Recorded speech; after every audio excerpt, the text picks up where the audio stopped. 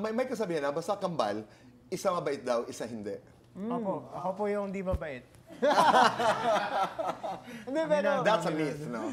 That's a myth. I think ang totoo though is pagkambal usually magkaiba yung personality.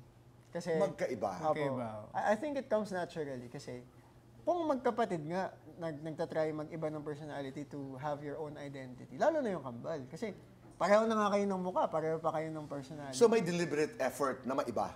I think it's not even deliberate. It's not deliberate.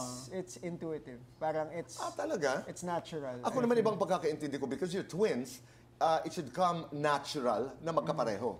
Hindi po. It goes the other way. Other way. Kasi parang you're also trying to find yung sarili mong identity. So parang Okay. So in terms of identity, in the simplest words, ano ang identity mo? Ano ang identity mo? Introvert, extrovert. Okay. Ganun kasimple.